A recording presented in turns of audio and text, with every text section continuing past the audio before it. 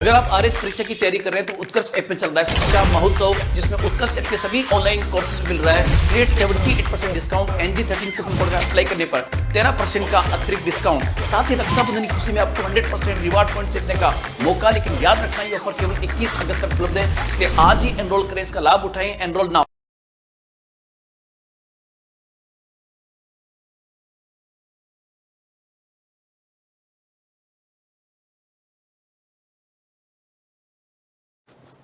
नमस्कार प्यारे साथियों, मित्रों और विद्यार्थियों, मैं प्रियंका आप सभी का विजय बैच, जो कि आरएस प्रीलिम्स का फ्री बैच है यूट्यूब का, जिसकी लॉन्चिंग आज से कुछ दिन पहले ही मेरे ही द्वारा करी गई थी। उस बैच में आपका पुनः से एक बार शानदार स्वागत, अभिनंदन। उस बैच में जैसा कि आपको बताया गया था कि पूरे प्रीलिम्स के सभी जो सब्जेक्ट्स हैं उनकी एक एक क्लास पर डे चलेगी। जैसे मेरी एक क्लास इसमें हो चुकी है और उस क्लास को बहुत सारा बच्चों का प्रेम मिला और मैंने ये कोशिश करी थी कि उस 1-1.25 घंटे क्लास में मैं सिंधु घाटी सभ्यता के ऑलमोस्ट वो सभी बिंदु आपको बता सकूं जो कि आपके परीक्षाओं में आते हैं। कुल मिला के मैंने उस दिन आपको 100-150 पॉइंट्स आपको बताए थे। आज हम एक और महत्वपूर्ण सब्जेक्ट के एक महत्वपूर्ण बिंदु पे बातचीत कर रहे हैं मित्रों, और भारतीय इतिहास के सबसे महत्वपूर्ण अध्यायों में से एक अध्याय है जिसका नाम है बुद्धिज्म यानी बौद्ध धर्म। ये एक ऐसा टॉपिक है जिसमें प्रीलिम्स में भी बहुत सवाल होते हैं और मेंस में भी यहाँ से क्वेश्चन ऑलमोस्ट पूछा जाता है। तो बौद्ध धर्म की अच्छी अच्छी बातें आपको बताई देते हैं। आपके सामने जो कि एक मूर्ति आपको दिखाई दे रही है, ये मित्रों गांधार शैली की मूर्ति है और ये महात्मा गौतम बुद्ध की ही मूर्ति है, जिसमें वो पद्म मुद्रा में आपको विराजमान दिखाई दे रहे हैं। तो हम बौद्ध धर्म पे कुछ बड़े बिंदुओं पे परिचर्चा कर रहे हैं। ठीक है, रेडी हो तो चलिए जी। सबसे पहले हम बात करते हैं बौद्ध धर्म एवं महात्मा गौतम बुद्ध। हम बातचीत कर रहे हैं जी बौद्ध धर्म की और महात्मा गौतम बुद्ध की। उस दिन की तरह राइटिंग की तरफ मत जाना, क्योंकि गागर में सागर भरने वाली बात है। तो मेरी स्पीड हर दिन की तरह, उस क्लास की तरह बहुत थोड़ी ही ज़्यादा ठीक रहेगी, थोड़ी नहीं काफ़ी ज़्यादा ठीक रहेगी, क्योंकि मैं ये चाहती हूँ कि 1-1.25 घंटे क्लास में मैं आपको बौद्ध धर्म उतना पढ़ा जाऊँ जितना आपके लिए ज़रूरी है। देखिए, हम बातचीत कर रहे हैं बौद्ध धर्म एवं महात्मा गौतम बुद्ध। बौद्ध धर्म, और बौद्ध धर्म किसका है? महात्मा गौतम बुद्ध का। महात्मा गौतम बुद्ध। चलिए जी, बौद्ध धर्म पे खास बातें आपके साथ में शेयर करते हैं। ध्यान से सुनो, अच्छे से सुनिए और समझिए जी। सबसे पहली बात, आप जानते हो कि 6 सेंचुरी बीसी में, 6ठी शताब्दी ईसा पूर्व में, 6 सेंचुरी बीसी में, 6ठी शताब्दी ईसा पूर्व में मध्य गंगा घाटी क्षेत्र में कई सारे नए धर्मों का, नए पंथों का, नए संप्रदायों का उदय हुआ, जिसमें से एक बड़ा संप्रदाय, एक बड़ा धर्म, एक बड़ा पंथ कौन सा है जी? बौद्ध धर्म है। ठीक है, तो सबसे पहले हम पहला ही पॉइंट आ रहा है, बौद्ध धर्म का उदय कब हुआ? तो उदय 6ठी शताब्दी ईसा पूर्व। कब हुआ जी? 6ठी शताब्दी ईसा पूर्व। 6ठी शताब्दी ईसा पूर्व। आप जानते हो 6ठी शताब्दी ईसा पूर्व का मतलब हम किसकी बात कर रहे हैं? हम बात कर रहे हैं 600 बीसी की मित्रों। और ये वो काल है जिसे भारतीय इतिहास में किस नाम से जाना जाता है? महाजनपद काल। जैसे ही उत्तर वैदिक काल कंप्लीट होता है, नए काल की शुरुआत होती है, जिसको महाजनपद काल के नाम से जानते हो। ये वही महाजनपद काल है जिसमें भारत में 16 बड़ी महाजनपदें थी। तो 6ठी शताब्दी ईसा पूर्व में नवीन धर्मों का उदय, जिसमें जैन धर्म है, बौद्ध धर्म है, मखलीपुत गोसाल का आजीवक संप्रदाय है आदि। ठीक है, तो बौद्ध धर्म का समय क्या उदय का? 6ठी शताब्दी ईसा पूर्व यानी 600 बीसी। कुल मिला के हम कह सकते हैं महाजनपद काल। महाजनपद काल के बारे में खास बात याद रखना, महाजनपद काल भारत का दूसरा क्या भी माना गया है जी? नगरीकरण भी माना गया है। भारत में अभी तक 3 नगरीकरण हुए हैं। पहला इंडस वैली सिविलाइजेशन, दूसरा महाजनपद काल, और तीसरा मित्रों स्टेब्लिशमेंट ऑफ दिल्ली सल्तनत, दिल्ली सल्तनत की स्थापना, तीसरा नगरीकरण। नगरीकरण का मतलब नगर बसाए गए। इस समय भारत में 16 महाजनपद थे: काशी, कौशल, कुरु, कंबोज, अंग, अस्मक, अवंती, मल्ली, मगध, मत्स्य, फिर वज्जी, वत्स, सूरसेन, गांधार, चेदी और पांचाल, बोलो 16 हुए। तो 6ठी शताब्दी ईसा पूर्व में महाजनपद काल, जो कि दूसरा नगरीकरण का काल है, इसी समय मध्य गंगा घाटी में अनेक स्वतंत्र मतों का उदय हुआ, जिसमें से एक कौन सा धर्म है जी? बौद्ध धर्म है। पहला बिंदु क्लियर है। अगली बात सुनिए, अगली बात सुनिए जी, इस बौद्ध धर्म के प्रवर्तक कौन है? तो बौद्ध धर्म के प्रवर्तक है मित्रों, इस बौद्ध धर्म के प्रवर्तक कौन है? तो नाम से ही पता चल रहा है, प्रवर्तक है महात्मा गौतम बुद्ध, महात्मा गौतम बुद्ध, महात्मा गौतम बुद्ध। अब हमें थोड़ी सी चर्चा करनी है गौतम बुद्ध के ऊपर कि गौतम बुद्ध का जन्म कब, कहाँ, कैसे हुआ। तो देखिए, प्रवर्तक महात्मा गौतम बुद्ध। गौतम बुद्ध के बारे में सुनो। पहला कथन गौतम बुद्ध के बारे में, गौतम बुद्ध का जन्म। तो गौतम बुद्ध का जन्म कब हुआ? तो आंसर इज 563 ईसा पूर्व में। कहाँ पर जी? नेपाल की तराई में बसे हुए स्थान जिसका नाम है कपिलवस्तु, और कपिलवस्तु के भी कौन से स्थान पे? लुम्बिनी नामक ग्राम में, लुम्बिनी ग्राम। आजकल लुम्बिनी ग्राम का नाम बदल गया है, इसको क्या भी बोलते हैं जी? इसका दूसरा नाम मिलता है रुमनदेही ग्राम में। ओके, तो गौतम बुद्ध का जन्म जो है वो 563 ईसा पूर्व में नेपाल की तराई में स्थित कपिलवस्तु के लुम्बिनी नामक ग्राम में यानी रुमनदेही में हुआ था। ठीक है जी। अगली बात, इनके बचपन का नाम क्या था? तो गौतम बुद्ध के बचपन का जो नाम है वो क्या था जी? तो गौतम बुद्ध के बचपन का नाम था सिद्धार्थ। ठीक है जी। गौतम बुद्ध जो थे, गौतम बुद्ध के गोत्र का नाम क्या था? तो प्यारे साथियों, गोत्र का नाम गौतम है, इसीलिए हम गौतम बुद्ध बोलते हैं। ठीक है। इनके वंश का नाम पूछ ले तो गौतम बुद्ध के वंश का नाम था इक्ष्वाकु वंश। ये वही वंश है जिसमें मर्यादा पुरुषोत्तम राम भी पैदा होंगे। राम भी सूर्य वंशी है, इक्ष्वाकु वंशी है मित्रों। और गौतम बुद्ध के कुल का नाम पूछ ले तो ये थे मित्रों शाक्य। और शाक्य कुल किनका था जी? ये एक क्षत्रिय कुल का नाम है। 3 अलग अलग बिंदु है जो कभी नहीं भूलने। गौतम बुद्ध के गोत्र का नाम गौतम था, गौतम बुद्ध के वंश का नाम इक्ष्वाकु वंश था। गौतम बुद्ध का जन्म मित्रों शाक्य क्षत्रिय कुल में हुआ था, शाक्य क्षत्रिय कुल में हुआ था। ठीक है, तो गौतम बुद्ध में दूसरी बात पता चली जी। गौतम बुद्ध के अन्य नाम क्या है इतिहास में? तो गौतम बुद्ध के कई सारे नाम मिलते हैं, जैसे इनको गौतम कहते हैं, जैसे इनका नाम क्या मिलता है जी?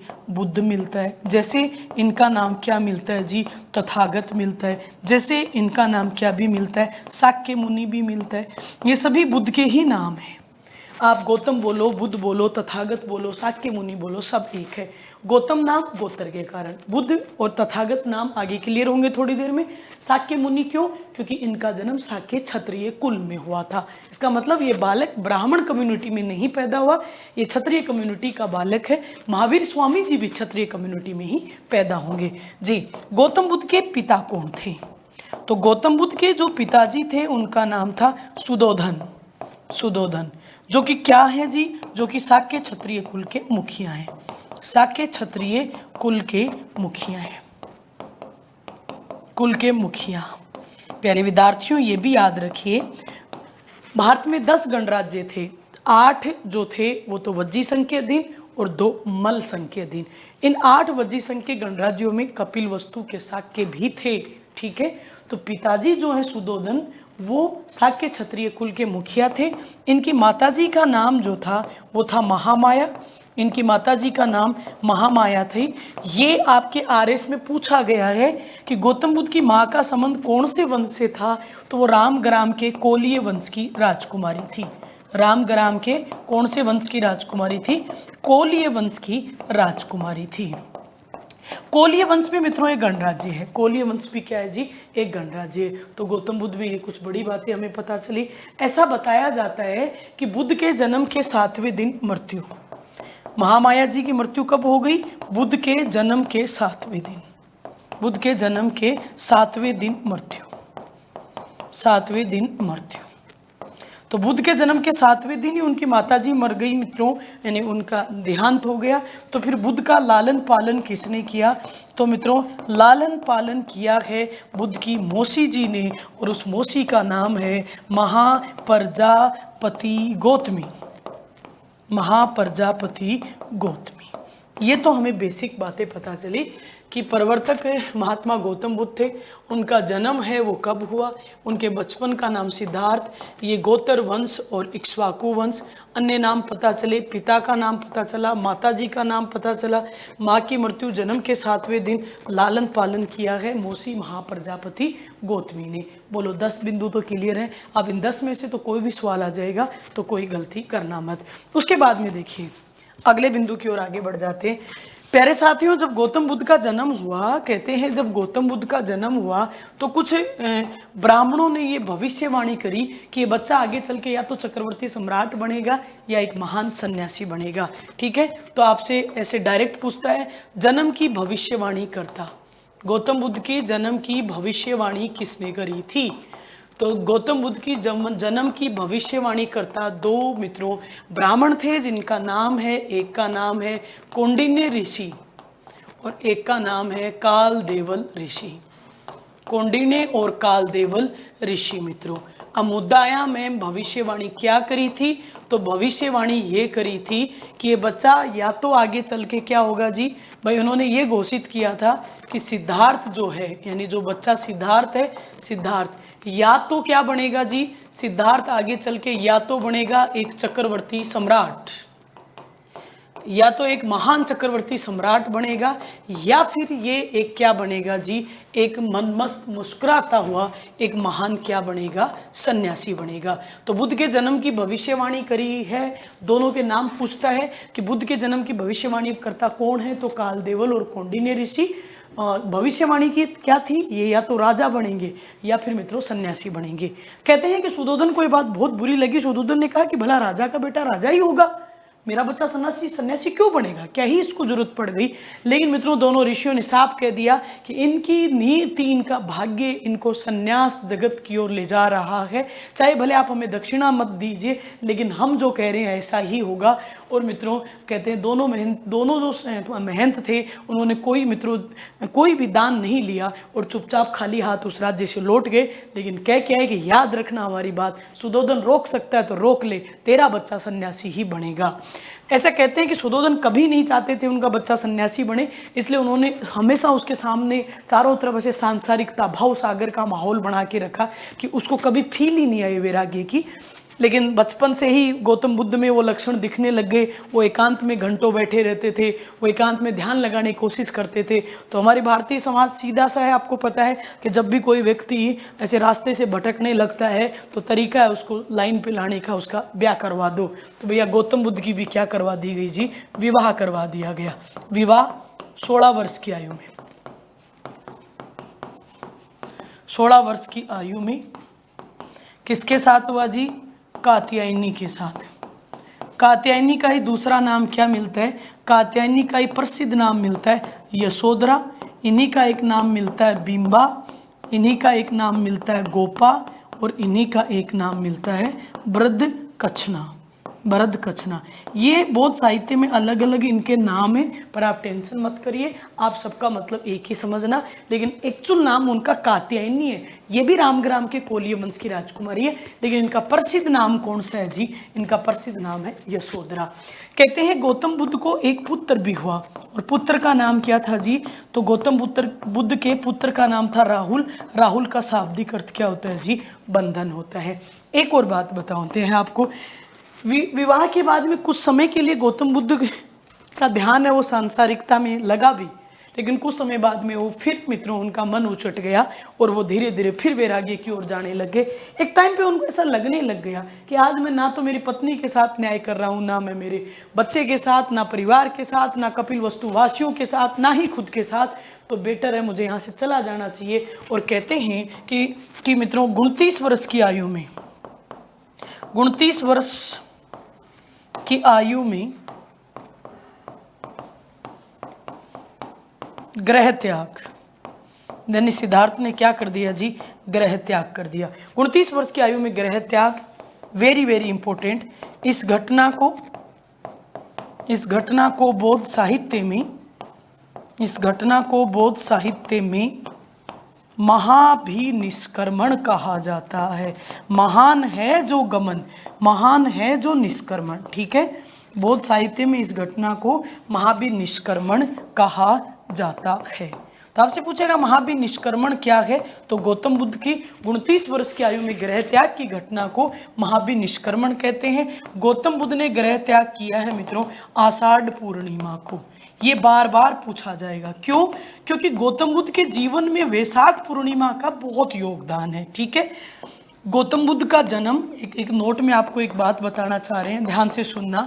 गौतम बुद्ध का जन्म, गौतम बुद्ध की ज्ञान प्राप्ति और गौतम बुद्ध का मित्रों महापरिनिर्वाण, महापरिनिर्वाण का मतलब मृत्यु, जन्म मरण के चक्कर से मुक्ति, तीनों वैशाख पूर्णिमा को हुए हैं।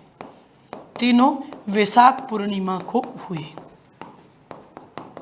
तो इसलिए मेरा बताना यहाँ जरूरी हो गया कि गौतम बुद्ध के जीवन की सब बड़ी घटनाएं, चाहे उनके जन्म की बात हो, चाहे प्यारे साथियों, चाहे उनके जन्म के बाद में उनके ज्ञान प्राप्ति की बात हो, चाहे महापरिनिर्वाण की बात हो, सब वैशाख पूर्णिमा को है। लेकिन अपवाद है, उन्होंने घर जब छोड़ा वो रात वैशाख पूर्णिमा की नहीं, वो आषाढ़ पूर्णिमा की थी। तो बुद्ध के जीवन की कौन सी घटना है जो आषाढ़ पूर्णिमा को हुई? तो महावीर निष्क्रमण। क्या बुद्ध घर से अकेले ही निकले थे? क्या महावीर निष्क्रमण केवल बुद्ध का हुआ था? नहीं जी, बुद्ध के साथ उनके प्रिय घोड़े कंठक, कंठक को क्या भी बोल देते, कंथा, एवं सारथी, सारथी का नाम क्या है? तो चलाता है घोड़े को, छंदक यानी चेना, ने भी गृह त्याग किया।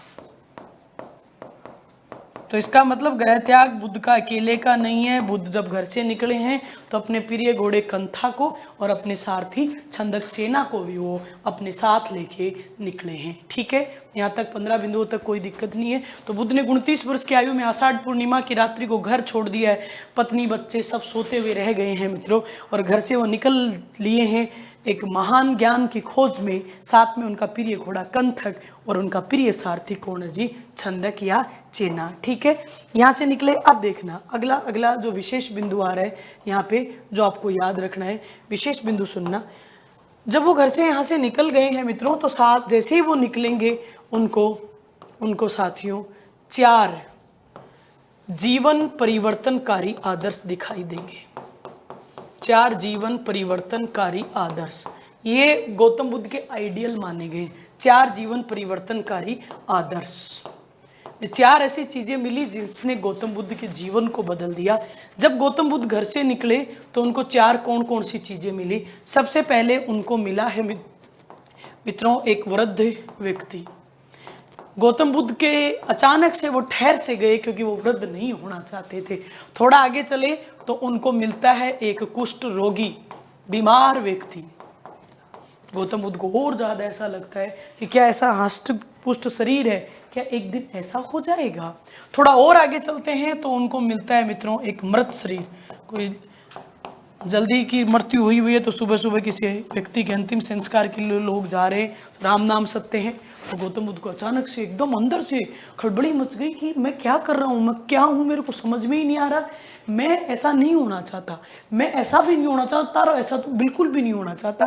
ये क्या हो गया? क्योंकि गौतम बुद्ध को इतनी सांसारिकता में लिप्त रखा गया, ऐसा बताया जाता है कि जब तक वो 29 वर्ष के हो गए उनके सामने इस प्रकार के दर्शे लाए ही नहीं गए। गौतम बुद्ध को पता ही नहीं था वृद्धावस्था क्या होती है, रोग क्या होता है, मृत शरीर क्या होता है। बुद्ध बिल्कुल ये सब नहीं बनना चाहते थे। उसी समय सामने से जा रहा है एक मदमस्त सन्यासी, बस उस सन्यासी ने दिल ले लिया मित्रों बुद्ध का।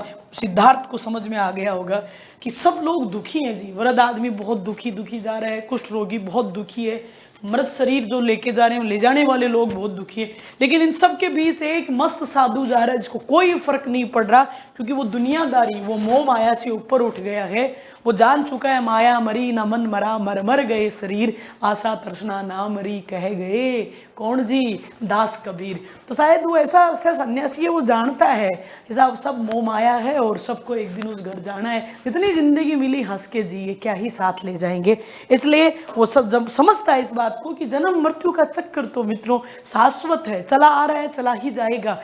जिसका जन्म हुआ है उसकी मृत्यु सुनिश्चित है, तो फिर परेशानी वाली बात क्या है, घबराने वाली बात क्या है। बुद्ध समझ गए कि मुझे ऐसा ही बनना है। बुद्ध सबसे पहले कहते हैं अपने घर से निकल के कहाँ गए जी? अनुविन, गोरखपुर के पास अनुविन स्थान पर अनोमा नदी के किनारे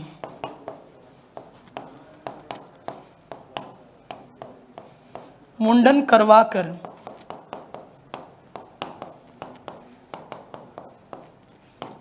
कासाय वस्त्र, कासाय यानी भगवा धारण की। तो बुद्ध सबसे पहले सन्यासी बन गए हैं।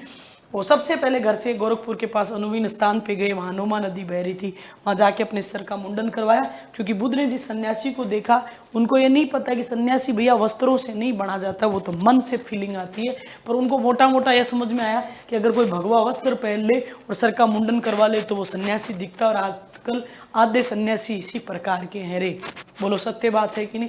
आधे सन्यासी केवल वो भगवा चोलाधारी हैं और सर का मुंडन करवा के चोटी रख लेते हैं, भैया सन्यासी बन गए। ना साहब, पूरे भारत को भी आप भगवा पहना दो तो भी मन में कोई शांति है ऐसा जरूरी नहीं है।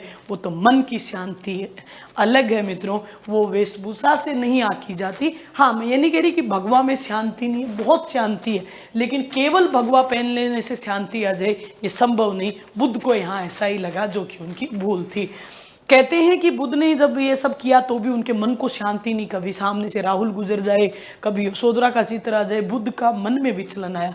बुद्ध ने अनोमा नदी किनारे बैठे पंडितों को पूछा, महंतों को पूछा कि आप सब बड़े मुस्कुरा रहे हो, आपको दुखी नहीं हो, आपको किसी चीज़ की परवाह नहीं, मुझे बार बार ऐसे मन में घर की याद आती है, घुटन हो रही है। तो उन्होंने, सन्यासियों ने कहा, गुरु बिन ज्ञान नहीं, गुरु बिन ज्ञान नहीं। और हम सब अच्छे गुरुओं से पढ़े हुए हैं और हमने दीक्षा ली है, तब हम आज शांति से जिंदगी जी रहे हैं। आप डायरेक्ट सन्यासी बनने चले हो, संभव नहीं है। तो कहते हैं कि बुद्ध ने अपने सारथी और अपने घोड़े को विदा कर दिया कि जाइए, अब सफ़र आगे का हम अकेले ही तय करेंगे। और बुद्ध मित्रों वहाँ से पहुँच गए वैशाली। ये जयपुर वाला नहीं, बिहार की बात कर रही हूँ। वैशाली पहुँचे, वैशाली में शिक्षा ग्रहण करी। वैशाली में बुद्ध ने क्या करी? शिक्षा ग्रहण करी। बुद्ध के दो गुरु हैं मित्रों। बुद्ध के प्रथम गुरु कौन है जी? आलार कालाम। पूछता है बार बार किससे शिक्षा ग्रहण करी? तो पहले गुरु आलार कालाम और दूसरे गुरु हैं जिनका नाम है उद्रक रामपूत। दूसरे गुरु उद्रक रामपूत। आलार कालाम सांख्य दर्शन से जुड़े हुए थे और मित्रों उद्रक जो रामपूत थे वो योग दर्शन से जुड़े हुए थे। दोनों गुरुओं ने अपनी तरफ से बेस्ट शिक्षा दी, लेकिन बुद्ध तो ये चाहते थे कि कोई गुरु उसको ऐसा मिले जो उसको मृत्यु से बचा ले, वृद्धावस्था से बचा ले, कुष्ठ रोगी से बचा ले। और दुनिया में ऐसा तो कोई गुरु नहीं हो सकता जो आपको मरने से बचा सके, आपको वृद्ध होने से बचा सके, आपको रोगी होने से बचा सके। कहते हैं कि बुद्ध ने दोनों गुरुओं का आशीर्वाद लिया कि गुरु आपने जो भी मुझे शिक्षा दी मैं ज़िंदगी भर आपका ऋणी रहूँगा, लेकिन मुझे लगता है ये सफ़र अकेले का है और हर मनुष्य का सफ़र अकेले का ही होता है। इसलिए कहते हैं कि अपने हौसलों को ये खबर करते रहिए, अपने हौसलों को ये खबर करते रहिए। ज़िंदगी मंजिल नहीं सफ़र है, इसलिए चलते रहिए, चलते रहिए, चलते ही रहिए। तो बुद्ध ने कहा गुरु अलविदा, दुआओं में याद रखना, पुनः कभी मिलेंगे आपके साथ, चलते हैं अब आगे का सफ़र पुनः अकेले को तय करना है। और बुद्ध यहाँ से निकले और बुद्ध यहाँ से पहुँच गए कहाँ पे जी? उरुवेला। उरुवेला का मतलब गया बिहार, उरुवेला, ठीक है, उरुवेला में। अब उरुवेला गए तो 5 ब्राह्मण सन्यासी मिल गए, वो तपस्या कर रहे थे। बुद्ध ने कहा क्या, किस बात की तपस्या कर रहे हो? उन्होंने कहा हमें सत्य चाहिए, हम परम ज्ञान खोजना चाहते हैं। कि यार मेरे को भी साथ ले लो, मेरे को भी मिल जाएगा। उसने कहा तू क्षत्रियों की औलाद है, तेरे बस की बात नहीं। कैसा आप कोशिश तो कर ही सकता हूँ, बस की बात तो क्या है, ले लीजिए साथ। 5 दोस्तों ने कहा चल तू भी साथ हो जा। और इस प्रकार उरुवेला में 5 ब्राह्मण साथियों के साथ 5 ब्राह्मण साथियों के साथ 6 वर्ष की कठोर तपस्या की। 6 वर्ष की कठोर तपस्या की।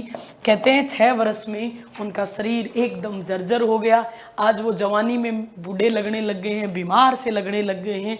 बुद्ध को कहते हैं इतनी तेज प्यास लगी, वो पास में एक तालाब के पास गए और अपनी परछाई देख के एकदम एकदम मित्रों सुन से हो गए, क्योंकि जो दृश्य उन्होंने बरसों पहले देखे थे वो आज दिमाग के सामने से चक्री मारे। कभी मित्रों वो वृद्ध आदमी का चित्र दिख रहा है, कभी कुष्ठ रोगी का, और अंततः अब उनको लग रहा है कि मैं चंद दिन इस प्रकार से जिंदगी और जिया तो मेरा वही हसर होगा जो मित्रों एक चित्र हमें मिला था, राम नाम सत्य है वाला। बोलो मिला था कि नहीं? तो बुद्ध समझ गए थे कि ये राह ठीक नहीं है। इसी समय कहते हैं बुद्ध ने उरुवेला में जंगल में वीणा बजाते पुरुष से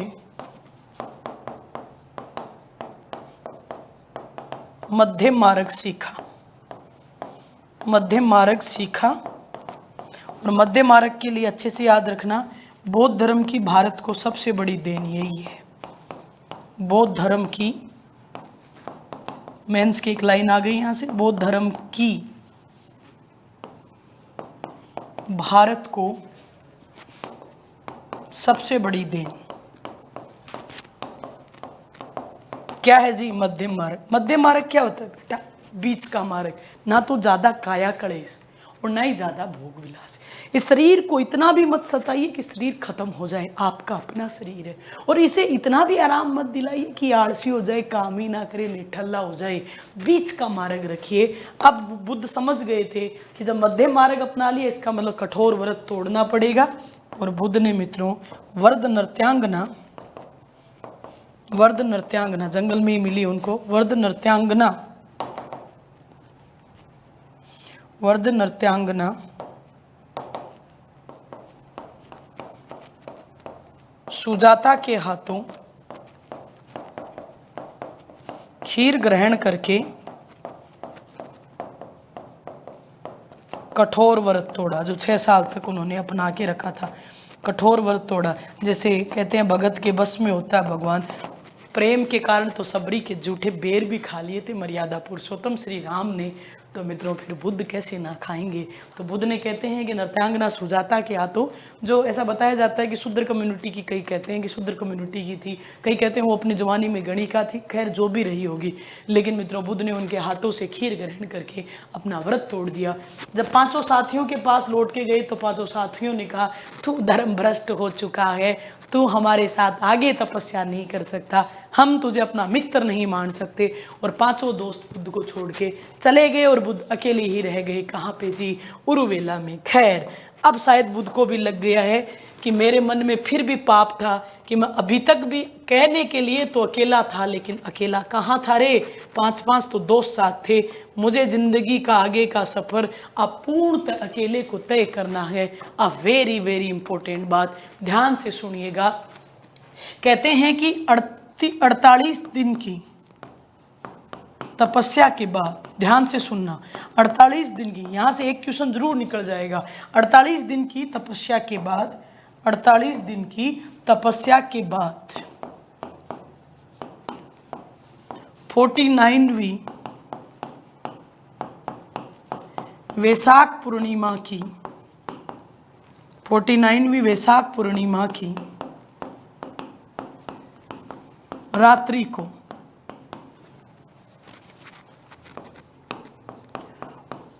उरुवेला के सेनापति नामक ग्राम में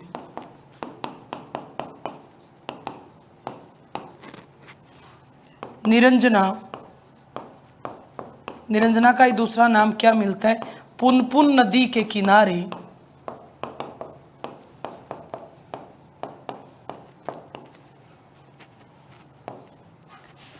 पीपल वृक्ष के नीचे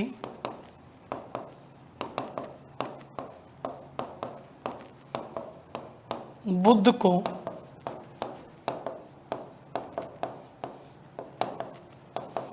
केवल्य ज्ञान की प्राप्ति हुई।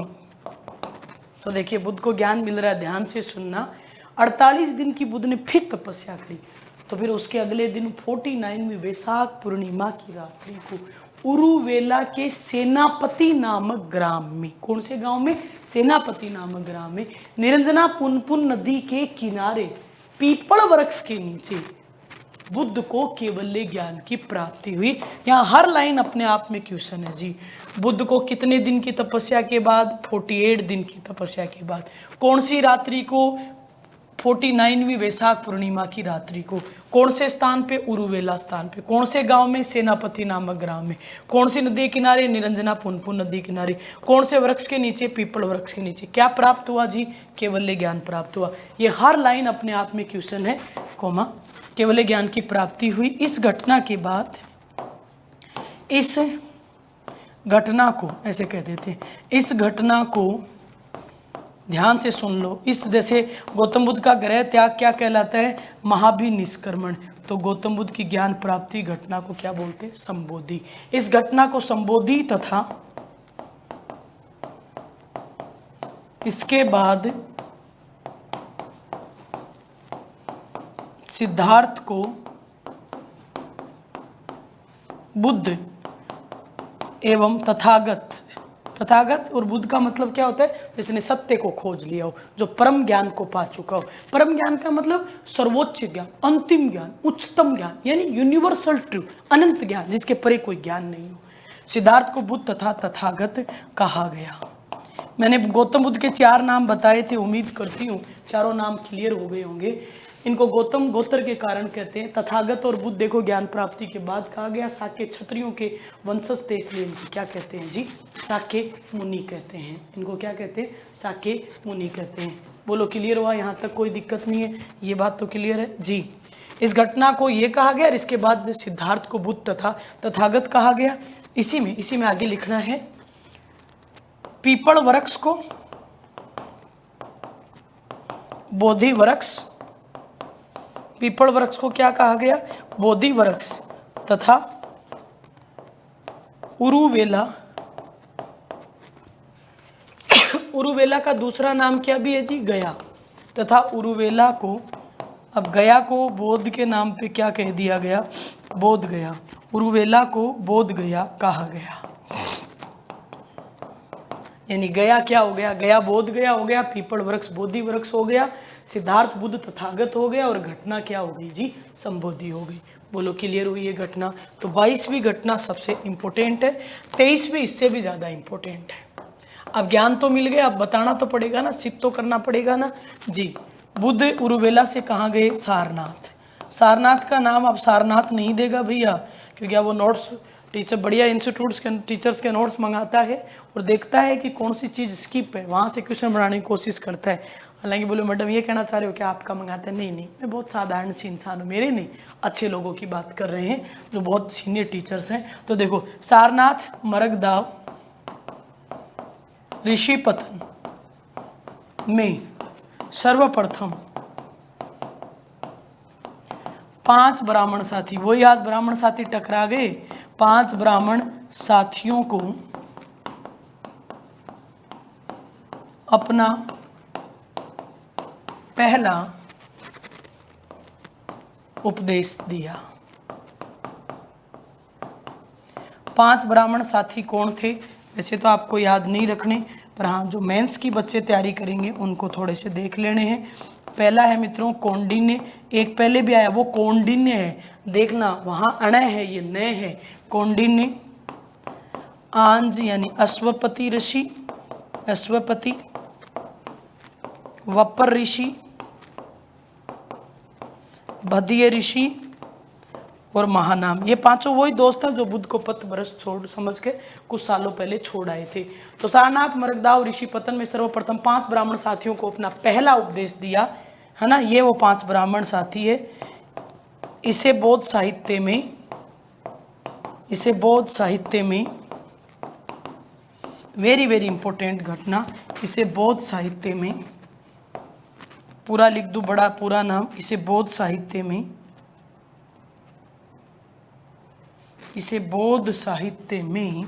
महाधर्म चक्कर परिवर्तन, इसे बौद्ध साहित्य में महाधर्म चक्कर परिवर्तन कहा जाता है। तो देखो 3-4 बड़ी घटनाएं आ गई। बुद्ध का गृह त्याग, महाभिनिष्क्रमण है, कहीं पे तो लिखा होगा जरूर, बुद्ध का गृह त्याग होगा। देखो ये रहा, बुद्ध का गृह त्याग महाभिनिष्क्रमण है। बुद्ध का ज्ञान प्राप्ति क्या है? संबोधि। और बुद्ध के द्वारा पहली बार अपने 5 ब्राह्मण साथियों को अपना पहला संदेश दिया गया, वो क्या कहलाता है जी? तो वो कहलाता है महाधर्म चक्र परिवर्तन। कहाँ पे दिया? सारनाथ मरगदा ऋषिपतन में। बोलो क्लियर है, कोई दिक्कत नहीं है। उसके बाद में देखिए, उसके बाद में अच्छा एक चीज़ और है, क्योंकि ये 3 दिन की छुट्टियाँ होने वाली हैं, तो एकमात्र यही क्लास रहेगी, बाकी तो हर क्लास मेरी आपकी लाइव ही जाएगी। बस एकमात्र यही क्लास है जो आपको रिकॉर्डेड देखनी पड़ेगी।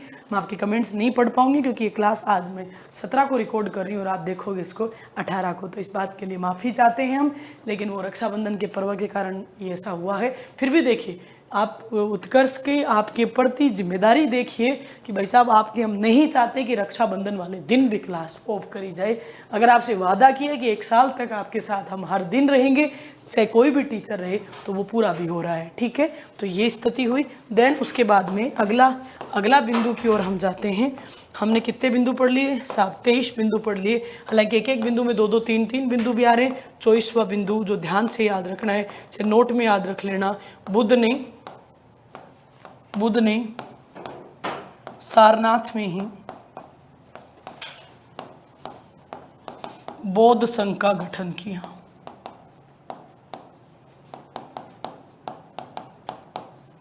बौद्ध संघ का गठन किया। ठीक है, तो बुद्ध ने सारनाथ में बौद्ध संघ का गठन किया। अगली बात,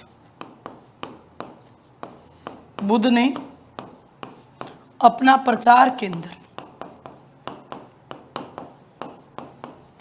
मगध को बनाया। ये छोटे छोटे पॉइंट्स है जो अच्छे से याद रखने हैं। बुद्ध ने अपना प्रचार केंद्र मगध को बनाया और सारनाथ में बौद्ध संघ की स्थापना करी। बुद्ध के प्रथम शिष्य, अब बच्चे कहते हैं आनंद और उपाली, नहीं, बुद्ध के प्रथम शिष्य तपस एवं कालिक थे। कालिक थे। ये दोनों कौन है जी? ये शूद्र बंजारे हैं।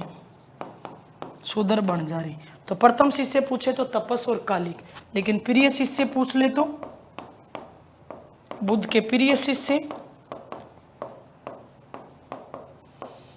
आनंद एवं उपाली है। तो बोले मैम दोनों कैसे? पहला आनंद, दूसरा उपाली। जैसे पहला शिष्य तपस और दूसरा मित्रों कालिक। ठीक है, और देखो, बुद्ध की प्रथम शिष्या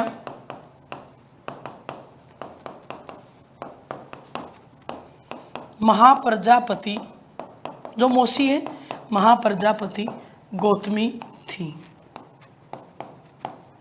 खास बात याद रखनी है आपको,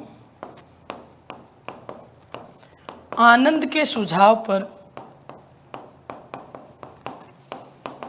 बुद्ध ने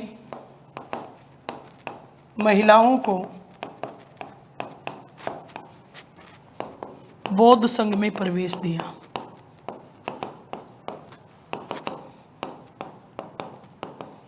इस बात का मतलब ये है कि पहले महिलाएं बौद्ध संघ में शामिल नहीं थी, केवल पुरुष ही शामिल थे।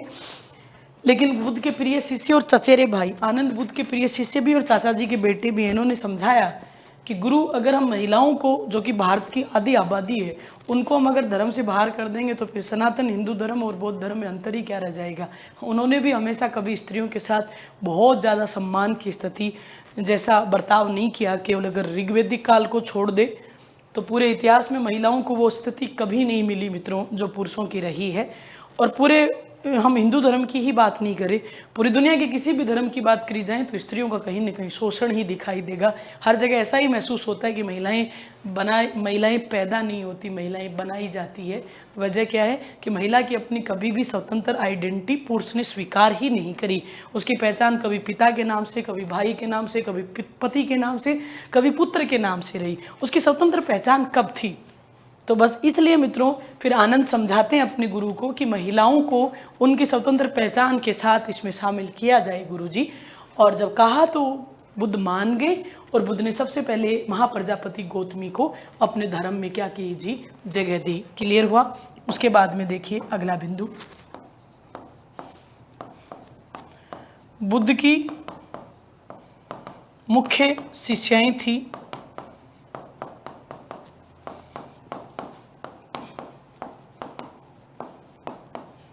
महाप्रजापति गौतमी, ये तो उनकी मौसी ही है। फिर मित्रों नंदा, ये बुद्ध की मौसेरी बहन यानी गौतमी की पुत्री है, यानी बुद्ध की मौसेरी बहन। ये बुद्ध की क्या है जी, ये बुद्ध की मौसी है। उसके बाद में और कौन है जी, तो और यशोधरा, ये भी बुद्ध की मित्रों शिष्या बन गई। यशोधरा बुद्ध की क्या है जी, पत्नी, राहुल की मम्मी मित्रों। उसके बाद में और कौन जी, तो और आम्रपाली, ये बड़ा नाम है आम्रपाली, ये याद रखना। ये कौन है, वैशाली की नगर वधु, वैशाली की नगर वधु।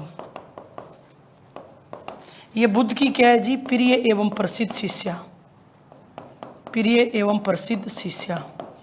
तो ये ठीक वैसे ही बात होगी जैसे बुद्ध का प्रथम शिष्य तपस था, लेकिन प्रिय मित्रों आनंद था। वैसे बुद्ध की प्रथम शिष्या गौतमी है, लेकिन जो प्रिय शिष्या है, प्रसिद्ध शिष्या है, वो आम्रपाली है। उसके अलावा मित्रों खेमा भी बुद्ध की क्या है जी, शिष्या है। खेमा कौन है जी, तो मगध के राजा बिंबिसार की पत्नी है, बिंबिसार की पत्नी। ये काफ़ी सारी मित्रों बड़ी स्त्रियां हैं जो बुद्ध की क्या दिखाई देती हैं जी, हमें शिष्या दिखाई देती हैं। ठीक है, यहाँ तक कोई दिक्कत नहीं। और देखिए, और अगला बिंदु पे जाते हैं, और ध्यान से देखो,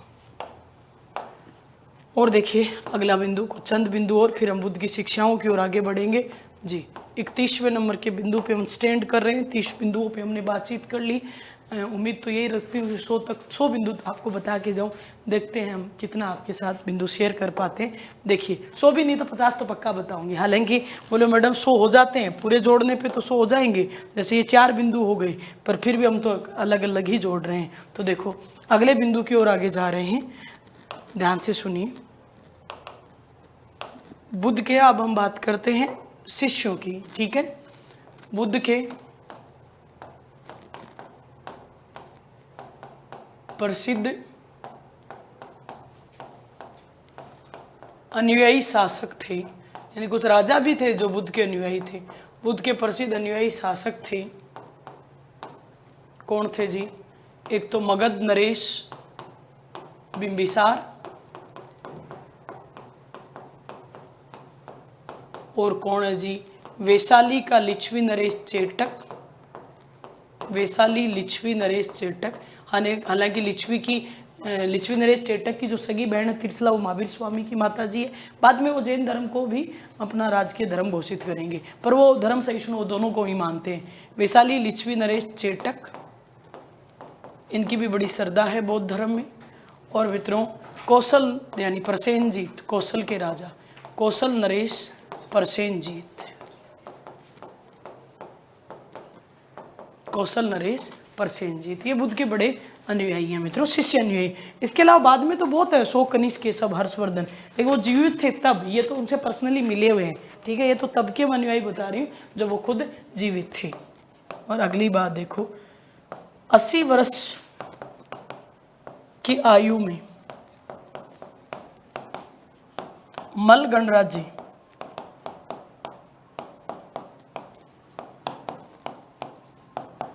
कुशीनारा में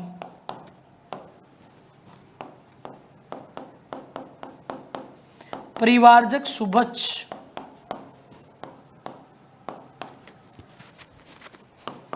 को बुद्ध ने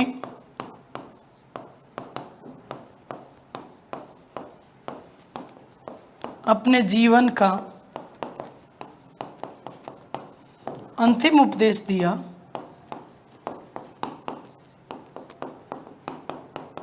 तथा यहीं पर हिरण्यवती नदी किनारे शरीर त्याग किया।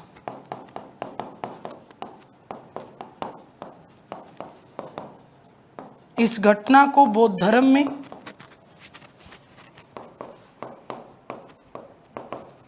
बोलो किस नाम से जाना जाता है? अभी एक नाम बताया था, बुद्ध को ज्ञान की प्राप्ति, है ना।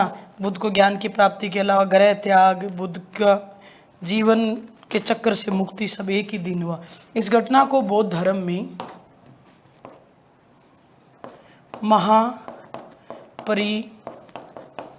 निर्वाण कहा जाता है। ये खास बात हुई।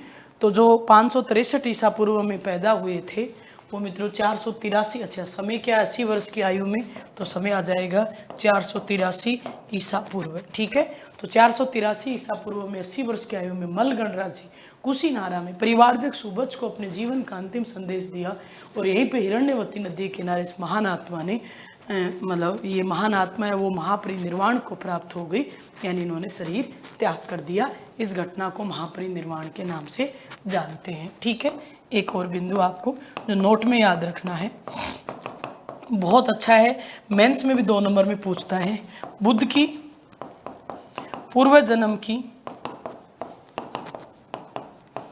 काल्पनिक कहानियों को,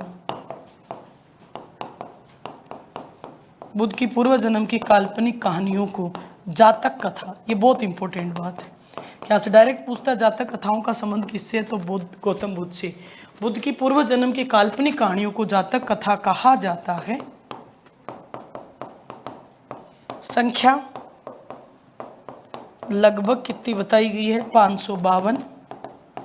इंपॉर्टेंट बात, सभी दंत कथाएं भी हैं, यानी ये पूरी सभी जो जातक कथाएं हैं वो दंत कथा भी हैं। जातक कथा तो है ही है, दंत कथा कि मतलब वो कथाएं जो कि समाज में हर दौर में प्रचलित होती हैं, लोगों के द्वारा मुखजमानी मौखिक तौर पे सुनी जाती हैं, बोली जाती हैं। जैसे दादियाँ हमको बचपन में किस्से सुनाती थी, वैसी ही कहानियाँ हैं मित्रों।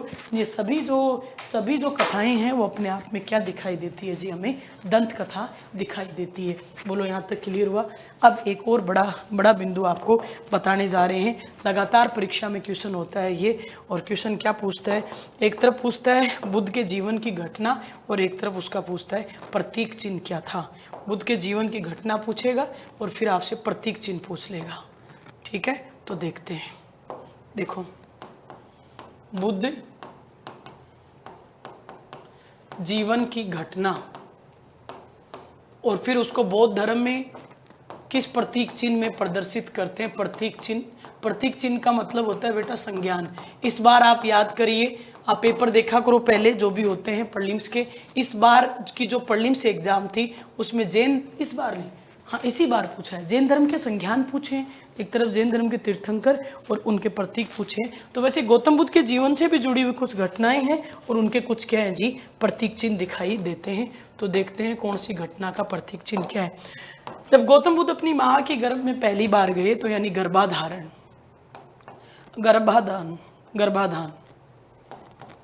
गर्भाधान का मतलब गर्भ धारण। जब माताजी महामाया जी ने गर्भ धारण किया, इस घटना को किस प्रतीक के साथ अंकित किया जाता है, तो मित्रों इसका प्रतीक चिन्ह है मित्रों सफेद हाथी। सफेद हाथी, तो उनको बार बार सफेद हाथी के चित्र आए।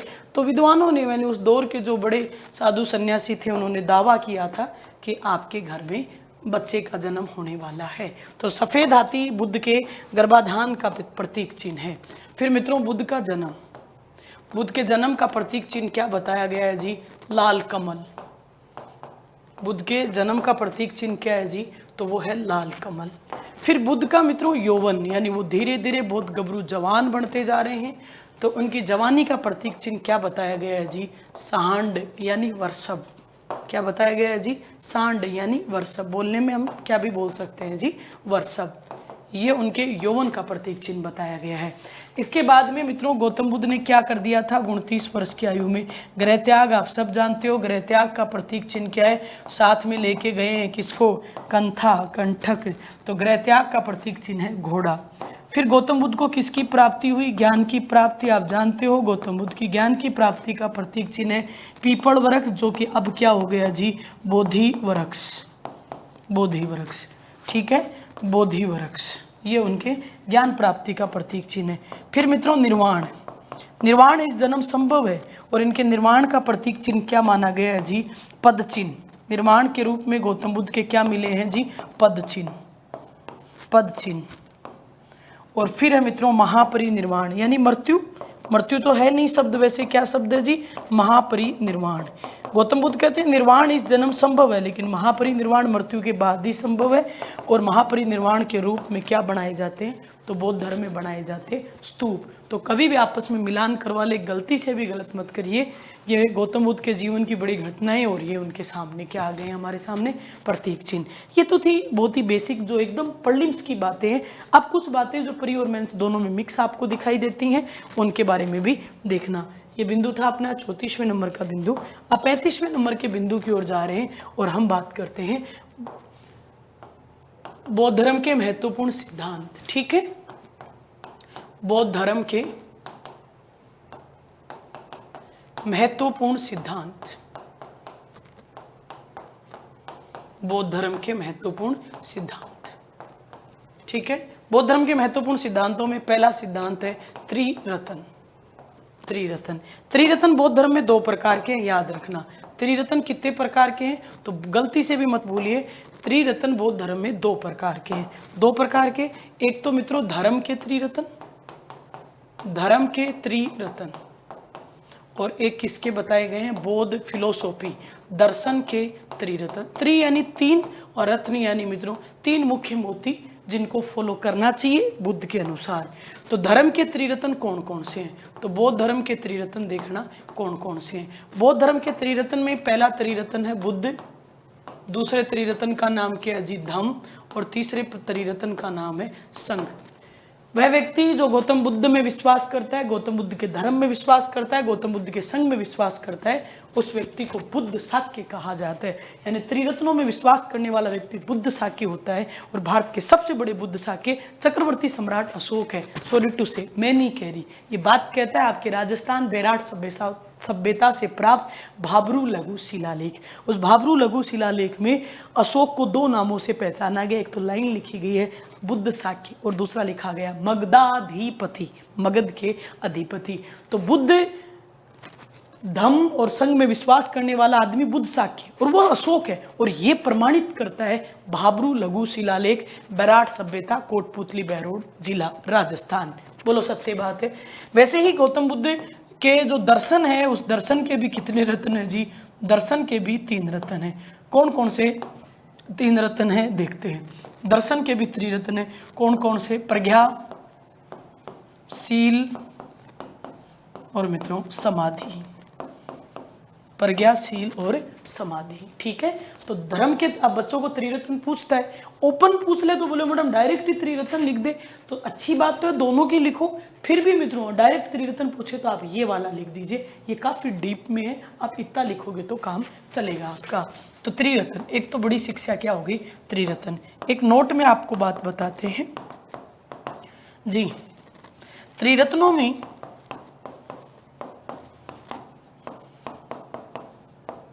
विश्वासकर्ता को, त्रिरत्नों में विश्वासकर्ता को बुद्ध शाक्य कहा जाता है।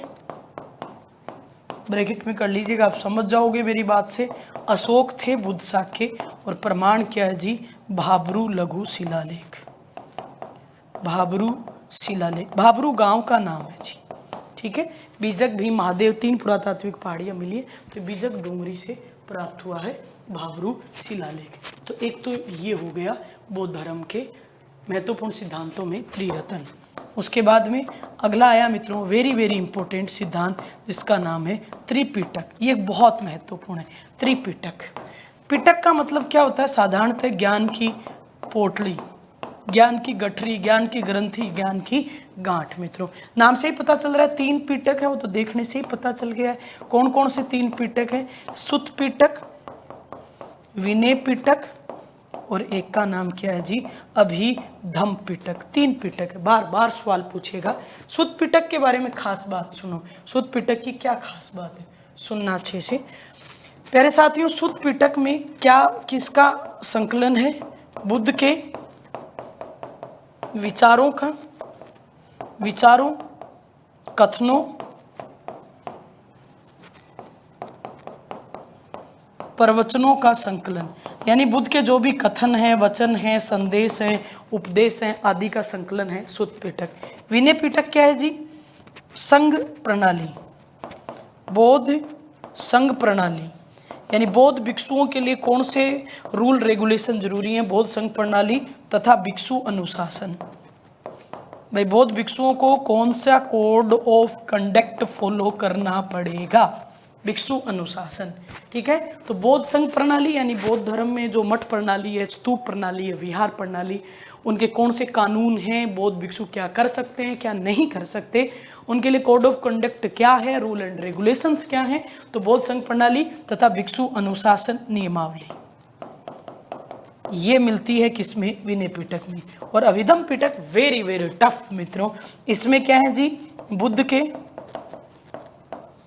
फिलोसॉफिकल एंड स्पिरिचुअल, बुद्ध के दार्शनिक एवं आध्यात्मिक सिद्धांत, बुद्ध के जो भी दार्शनिक यानी बुद्ध की जो फिलोसॉफी थी और बुद्ध का मित्रों जो आध्यात्मिक दर्शन था वो मिलता है अभिधम पिटक में।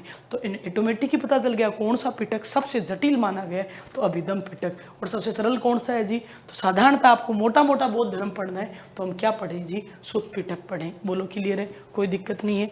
उसके बाद में देखिए, उसके बाद में अगली बात सुनिए ध्यानपूर्वक। सुत्त पिटक को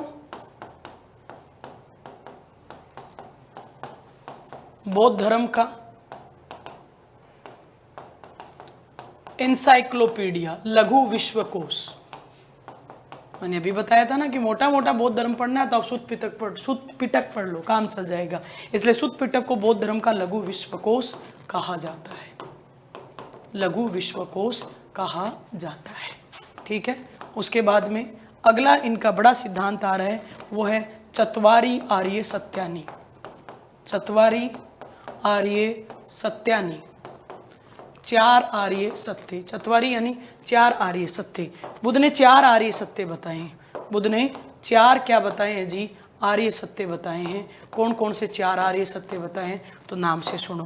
बुद्ध ने चार आर्य सत्य बताए हैं। पहला आर्य सत्य है मित्रों दुख। बुद्ध यानी बौद्ध धर्म एक दुखदायी धर्म है। बुद्ध कहते हैं चारों ओर दुख ही दुख है। और I am 100% agree this sentence. मैं सेंटेंस से अत्यधिक एग्री भी हूँ। क्यों? क्योंकि बुद्ध कहते हैं कि सब कुछ दुख ही दुख है और दुख की शुरुआत होती है जन्म से। जन्म ना होता तो बीमार ना होते, जन्म ना होता तो बूढ़े ना होते, जन्म ना होता तो मरते भी नहीं। बुद्ध कह रहे हैं कि बीमारी दुख है, बुढ़ापा भी दुख है, मृत्यु भी दुख है, प्रियतम का बिछुड़ जाना भी दुख है, प्रियतम का मिलन भी दुख है, नहीं चाहने वाली चीज का मिल जाना भी दुख है, और जिसको आंखों से कभी दूर नहीं जाने देना चाहते उसका चले जाना भी दुख है। चारों तरफ क्या है जी? दुख ही दुख है। नजर उठा के देखिए ना, बस हम सुखों की कोशिश कर रहे हैं लेकिन सुख कहीं भी नहीं है। अमीर भी दुख है, अमीरी भी दुख है। उनसे पूछिए ना, मुकेश अंबानी का बेटा मेरे से भी ज़्यादा मोटा हो रहा, बेचारा सुखी थोड़ी है मित्रों। तो अमीरी भी दुख है और गरीबी भी दुख है। बोलो है कि नहीं? तो बुद्ध की नज़र में चारों तरफ दुख ही दुख है और शुरुआत किससे हो जाती है? जन्म से। दूसरा दिया उन्होंने दुख समुदाय। दुख का कारण क्या है? तो उन्होंने दुख का असली कारण बताया है मित्रों, तर्षणा। बुद्ध कहते हैं अति हर चीज की ही दुखदायी है। अति प्रेम दुख का कारण, अति नफरत भी दुख का कारण है, अति महत्वाकांक्षा, अति लालसा, अति मित्रों इच्छा, अति जलेसी यानी अति करुणा भी, इवन अति ममता भी दुख का कारण है। संतान से दोनों माता पिता ही बराबर प्रेम करते, लेकिन माँ का प्रेम संतान के प्रति पिता के प्रेम से थोड़ा सा ज़्यादा होता है, तो उस बच्चे का कुछ होता है तो ज़्यादा दर्द भी माँ को ही होता है। इसका मतलब अति ममता भी दुख का कारण है। कोई अगर मेरे से नफरत कर रहा है, क्लासों में जैसे बच्चे होते हैं, हम बच्चों को पढ़ाते हैं, हम तो किसी से कोई पूर्वाग्रह नहीं रखते, बच्चे सब हमारे लिए एक जैसे होते हैं, लेकिन फिर भी हर बच्चे को हर टीचर संतुष्ट नहीं कर सकता। हो सकता है कि मेरी क्लास के 2 बच्चे ऐसे भी हो जिनको मैं बहुत बुरी लगती है और उनका लगता है, मन करता है सर गला दबा दी। अब वो गला तो नहीं दबा पाए मेरा, पर कहीं ना कहीं उन्होंने मेरे प्रति नफरत रखी। मेरे को तो कुछ फर्क पड़ा होगा या नहीं, लेकिन उनका तो नुकसान हुआ। वो तो अंदर जड़ बूंद के भूंगड़े हो रहे, ये भी तो दुख है। तो चारों तरफ ही दुख है मित्रों। बोलो है कि नहीं? मैं चाहती हूँ उस क्लास को मैं 10 घंटे पढ़ाऊँ, नहीं पढ़ा पाऊंगी, दुख है मित्रों। आप भी चाहते होंगे कि साहब हमारी मैम हमारी नज़रों के सामने 2-4 घंटे हमें बौद्ध धर्म पढ़ा के चली जाए, लेकिन समय की बाध्यताओं के कारण मुझे 1 घंटे बाद में जाना पड़ेगा। बताइए दुख है कि नहीं? और कई बार ये होता है यार ये कब पीछा छोड़ेगी, और मैं नहीं छोड़ रही पीछा, मैं पढ़ाऊंगी साहब 1.25 घंटे, ये भी दुख है। तो चारों तरफ दुख ही दुख है, बुद्ध सही कह रहे हैं मित्रों। तो बुद्ध ने 4 आर्य सत्य बताए, दुख, फिर दुख समुदाय, तीसरा क्या बताया जी, दुख निरोध, तर्षणा पे कंट्रोल कर लीजिए, दुखों से मुक्ति मिल जाएगी। और चौथा और अंतिम बताया मित्रों, दुख निरोध गामिनी प्रतिपदा, दुखों से मुक्ति के मार्ग, दुख निरोध गामिनी प्रतिपदा, दुखों से मुक्ति के मार्ग। और गौतम बुद्ध ने दुखों से मुक्ति के कितने मार्ग बताए हैं, 8 मार्ग बताए हैं। और ये 8 मार्ग ही अगला क्वेश्चन उठा देंगे। अगला सिद्धांत है बौद्ध धर्म का, जिसका नाम है अष्टांगिक मार्ग। अष्टांगिक मार्ग, अष्टांगिक मार्ग क्या है जी, तो अष्टांगिक मार्ग क्या है, दुख मुक्ति के 8 मार्ग। चारों तरफ दुख है, हम चाहते हैं, बुद्ध ने कहा सत्य है, पर दुखों को कम कैसे करें, तो दुख मुक्ति के कितने मार्ग बताए गए हैं, 8 मार्ग। इन्हें ही हम अष्टांगिक मार्ग भी कहते हैं। एक बात और सुनो, अष्टांगिक मार्ग का अन्य नाम भी मिलता है। अष्टांगिक मार्ग को हम क्या भी बोल देते हैं जी, इनको मध्यम मार्ग भी बोलते हैं। अष्टांगिक मार्ग को बीच का रास्ता, इसको हम मंझिम मार्ग भी बोलते हैं, मंझिम मार्ग भी बोलते। एक और बात, अगर कोई व्यक्ति अष्टांगिक मार्ग को फॉलो कर ले तो उस भिक्षु का कल्याण हो जाता है। और कल्याण तो दोस्त ही करवाते हैं, दोस्त का, सच्चे दोस्त हो तो, इसलिए इन्हें भिक्षुओं का कल्याण मित्र भी कहा जाता है। तो चाहे अष्टांगिक मार्ग बोलो, मध्यम मार्ग बोलो, मंझिम मार्ग बोलो, भिक्षु कल्याण मित्र बोलो, सबका मतलब एक है। भिक्षु कल्याण मित्र किसे कहा जाता है, अष्टांगिक मार्ग। एक और बात, इस अष्टांगिक मार्ग का आधार का क्या है, कौन कहाँ से लिए गए, तो वेरी वेरी इंपॉर्टेंट बात, बार बार ये क्वेश्चन उठाया जा रहा है। अभी बिहार दारोगा में शायद ये क्वेश्चन रहा था, तो याद रखना, अष्टांगिक मार्ग का आधार बौद्ध धर्म का मूल सिद्धांत नहीं है मित्रों, वो गौतम बुद्ध ने ये सिद्धांत कहाँ से लिया है, तैत्तिरीय उपनिषद। ठीक है, अष्टांगिक मार्ग का आधार क्या है, तो याद रखिए अष्टांगिक मार्ग का आधार जो है वो तैत्तिरीय उपनिषद है। डन। अब हम बात करते हैं वो अष्टांगिक मार्ग है कौन कौन से। अष्टांगिक मार्ग को एक बार देख लेते हैं। अष्टांगिक मार्ग, अष्टांगिक मार्ग को एक बार देखते हैं जी।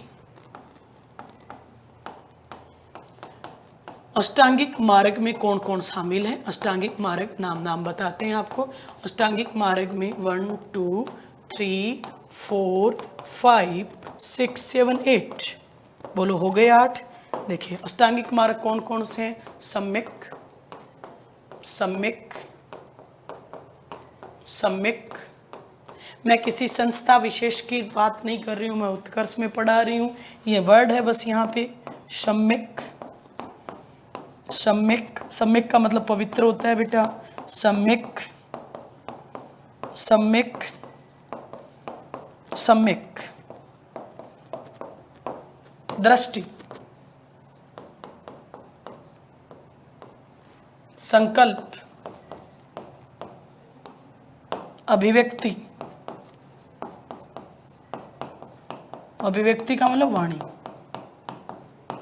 कर्मांत, आजीव,